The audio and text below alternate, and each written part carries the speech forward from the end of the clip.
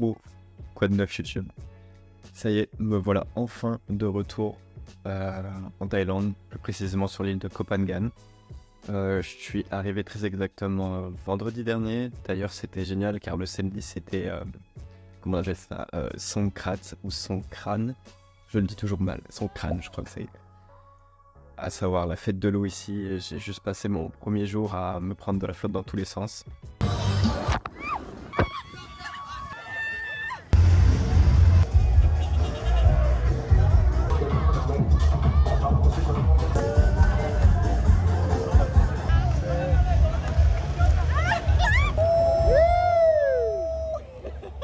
Et là, ça y est, la semaine a repris, donc le taf à fond, etc.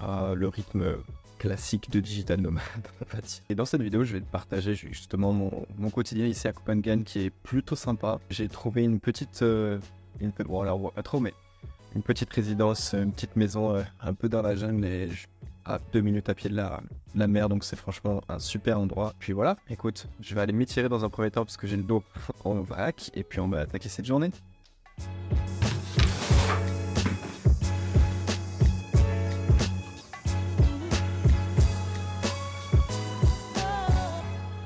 Bon, c'est bon, je suis un peu mieux réveillé parce que l'intro était un peu molle, mais j'ai passé une nuit chaotique.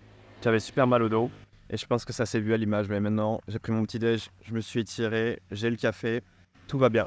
Du coup, voilà, à Koh Phangan pour une durée minimum d'un mois. À vrai dire, j'avais pour objectif de rester un mois et d'enchaîner directement derrière vers un autre endroit, type Malaisie ou Philippines, je sais pas trop encore, même si ça commence à se dessiner. En fait, je vais renouveler d'un mois de plus. Je pense que je vais rester 2 mois ici parce qu'en fait, c'est juste trop bien. Je dis ça pourquoi? Parce que Koh Phangan, déjà c'est une île, donc voilà, l'ambiance des îles, c'est toujours hyper agréable. Et tout est à courte distance. Un scooter, je peux faire maximum, je roule 30 minutes, etc. C'est super pratique. Il y a plein de cafés, il y a plein de coworking où travailler. Pour l'instant, je n'en ai fait aucun, donc je vais en faire un aujourd'hui. Tu le verras plus tard dans la vidéo. Il y a vraiment tout qui est fait pour que tu sois bien. Bien entendu, il y a plein de salons de massage, il y a plein de petits restaurants hyper sympas. Il y a des sunsets incroyables. J'ai quelques potes sur place, donc honnêtement, là, j'ai trouvé un endroit où il fait bon vivre. Alors, bien entendu, si t'as suivi mes aventures déjà, j'ai fait Bangkok, c'était très bien. J'ai fait Da Nang, c'était incroyable.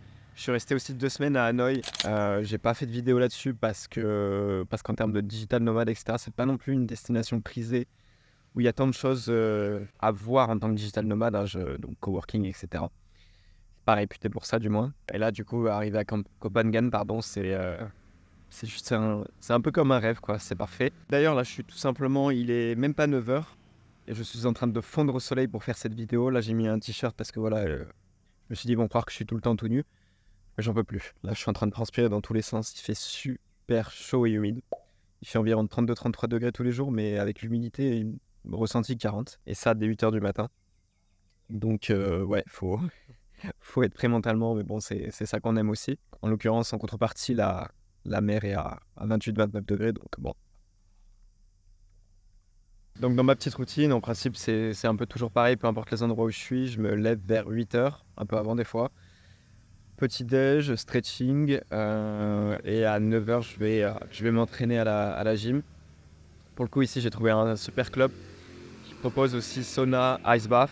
Donc hâte de tester, j'ai pas encore testé, j'ai juste testé le club de sport, enfin les machines de muscu. Et let's go, hein, on y va.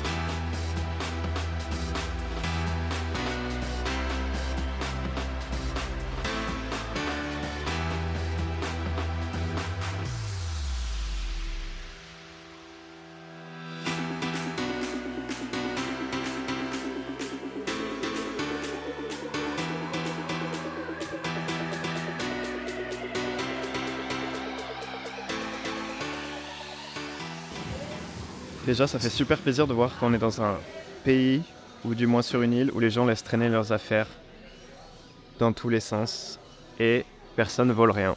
Voilà. Du coup, le sauna se trouve juste ici. Et là, il y a les ice baths qui sont là-dedans. Il y en a d'autres. Mais ça sera pour une autre vidéo. Hein. Maintenant, il est vide à chaque fois.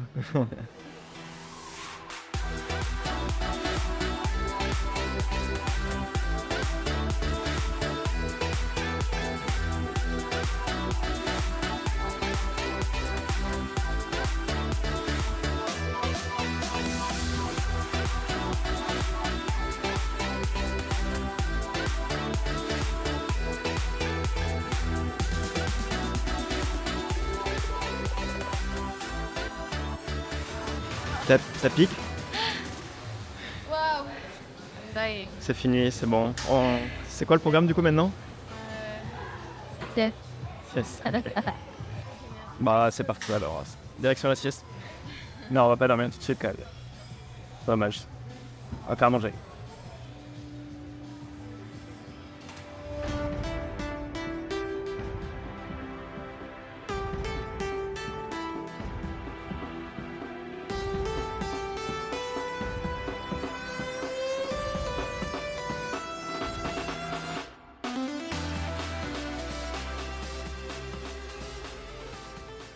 Petit tour chez le marchand de fruits parce que il n'y a plus rien à la maison. Et là du coup ici on trouve tout, bananes, grosses mangues. Ils sont immenses ces mangues. T'as vu? Qu'est-ce qu'il y a man? C'est une avocat. C'est quoi ça? Je sais même pas ce que c'est. Noix de coco. Et ça c'est le fruit qui pue. Il pue celui-là. Des avocats par milliers. Ça pour le guacamole, c'est the best. Le fameux Nutella ici, 425 bahts. Vous mettez la conversion à l'image. De la moutarde, 110 bahts pour les petits hot dogs.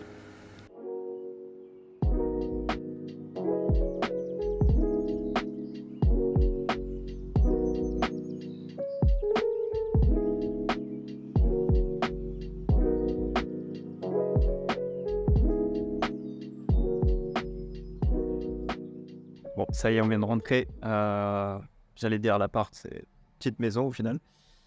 On a fait quelques courses, quelques fruits, etc. On va se faire à manger. Et je pense après aller au coworking. Donc je vais tester un nouveau coworking parce qu'ici, je viens d'arriver, j'en ai pas testé encore. Qui m'a l'air très sympa avec une piscine et un super endroit pour travailler. Donc voilà. Petit repas, pas trop gras, on est bien là. Ouais, même pas du tout gras pour toi. Hein.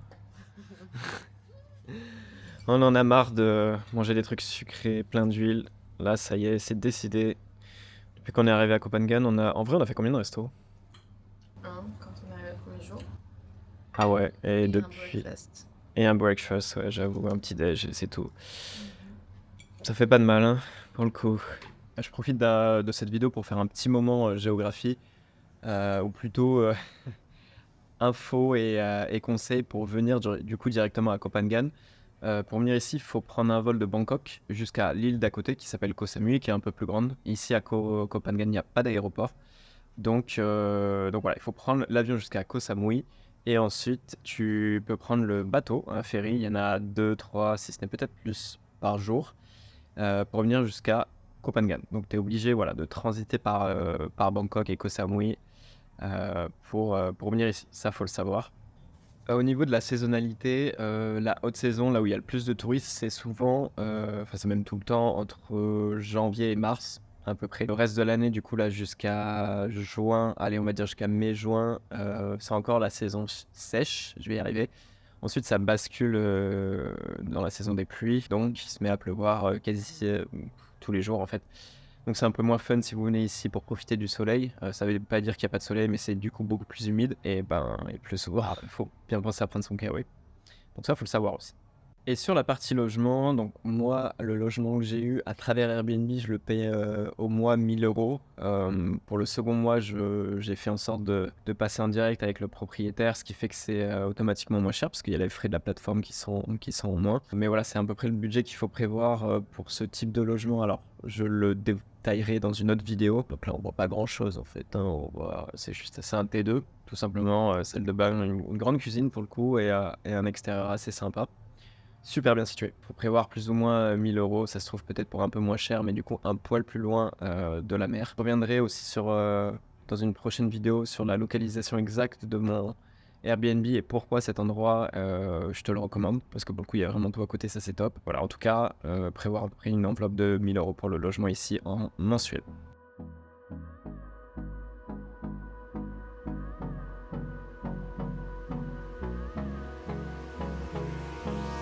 Hold me close till I get up. Time is barely on our side. I don't wanna waste what's left. The storms we chase are leading us, and love is all we'll ever trust. Yeah, no, I don't wanna waste what's left. And on we'll go, through the wastelands, through the highways, till my shadow turns to sun rays.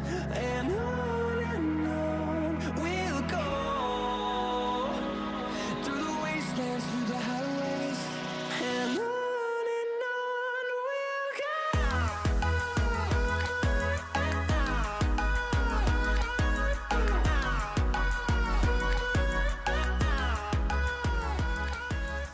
Ça y est, du coup, on vient d'arriver au Hustle Club, le coworking. Et le moins qu'on puisse dire, c'est que c'est fort sympathique. Il y a piscine, espace de coworking climatisé, un petit rooftop qui est tout simplement l'extérieur du café, avec petite vue sur la mer qu'on aperçoit un peu derrière. Donc je pense qu'on va être bien là. On va brosser à peu près 5 heures. Et après, on ira faire un petit sunset.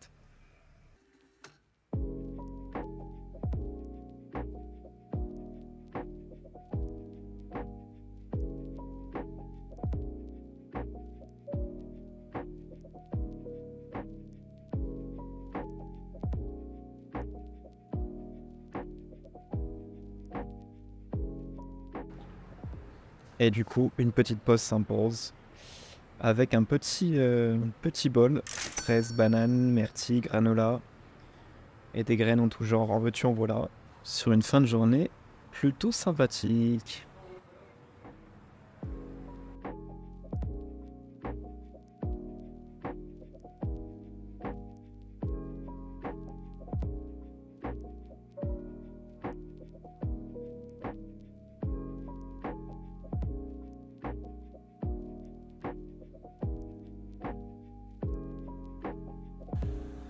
Ça y est, la journée se termine au coworking et waouh, je pourrais jamais me lasser de cette vue, honnêtement.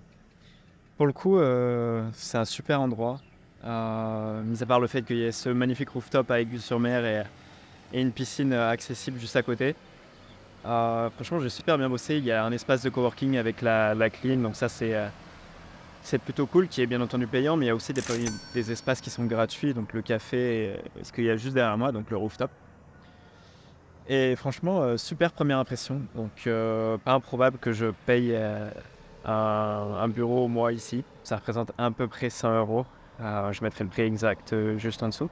Non, honnêtement, génial. Si tu viens à Copenhague, viens faire un tour ici. Alors, c'est pas le moins cher, mais si tu peux te le permettre, ça vaut largement le coup. Maintenant, je vois que le soleil est en train de tomber petit à petit.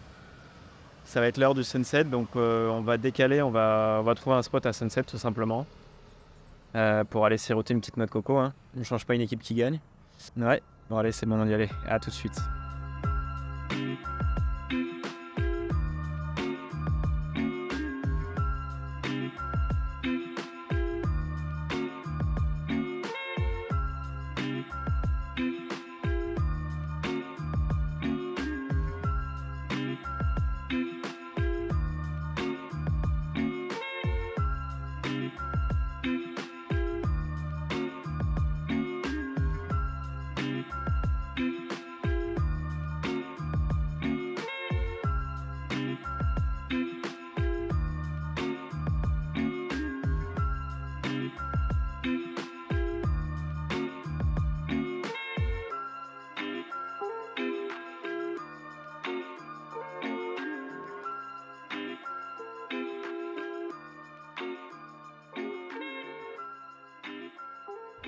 Et voilà, pour finir la journée, petit sunset.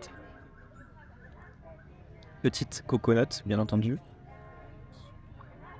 Et honnêtement, finir une journée avec un sunset pareil, ça n'a pas de prix, n'est-ce pas? Voilà, après ces superbes images, la nuit vient de tomber. Et bah voilà, en tout cas, j'espère que ça t'a donné un peu une envie, toi aussi, d'être digital nomade si ce n'est pas encore le cas, ou alors envie, si tu es déjà digital nomade, de venir à Copenhague. Honnêtement, ce genre de journée où tu prends du temps pour toi le matin, tu as le temps d'aller au sport ou faire du yoga ou je ne sais quoi, tu as le temps de te poser chez toi, de travailler l'après-midi dans un coworking ou même ailleurs, hein, peu importe, dans un café. Bon, en l'occurrence, celui où je suis allé était très stylé, mais il y en a des moins bien qui sont très bien pour autant. De pouvoir clôturer ta journée par un sunset, je trouve que c'est juste incroyable. Et ça fait réaliser que cette vie-là, quand même, on est quand même chanceux de la vivre.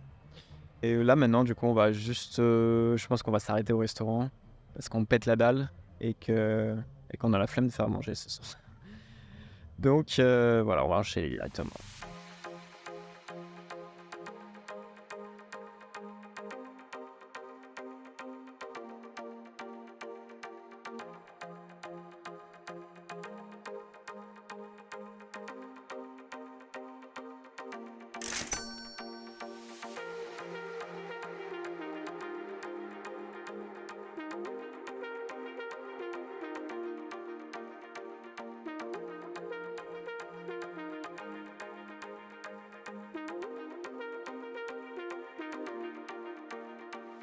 Time to go home.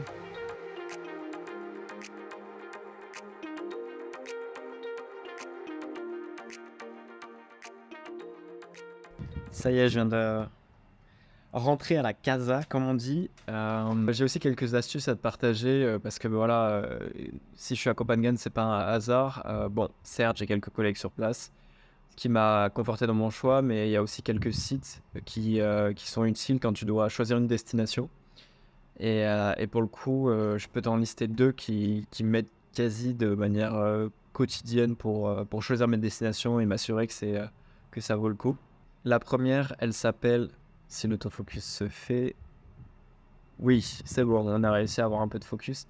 Ça s'appelle nomadlist.com, nomade en anglais, donc sans E, list.com. List pareil en anglais sans E. Et ce site, en fait, regroupe tous les, enfin pas tous, mais une grande partie de digital nomades à travers le monde. Donc c'est un mix entre un moteur de recherche pour trouver ta destination et aussi un réseau social parce que tu peux communiquer avec la plupart des digital nomades. Tu peux en fait choisir différentes destinations, les comparer entre elles et tu as à chaque fois un classement. C'est ce qui est hyper intéressant. Par exemple, ici, on voit les différentes villes. Voilà, donc on a Mexico City, Buenos Aires, Chiang Mai, Kuala Lumpur. Et à chaque fois, tu as un classement en fait, qui est mis en place avec le nombre de likes par membre, donc les membres du site. Tu peux avoir aussi le coût de la vie, combien il faut que tu prévois pour venir là-bas. Le taux d'humidité dans l'air, est-ce que c'est safe? Est-ce que c'est safe d'un point de vue alimentaire? Est-ce qu'il y a beaucoup de crimes, etc. Plein de critères, comme tu peux le voir juste ici, qui sont hyper intéressants. Donc ça, c'est vraiment un site que je recommande. Attention, il est payant. Enfin, tu peux l'utiliser gratuitement, mais au-delà de 3-4 recherches, il t'oblige à payer ou alors à réitérer tes recherches un autre jour. Il coûte environ, je crois que j'ai payé 110 € et tu payes qu'une fois et tu l'as à vie. C'est un coût conséquent, je l'entends bien. Et le second site que je te conseille aussi d'utiliser quand tu voyages, c'est Tour du Mondiste.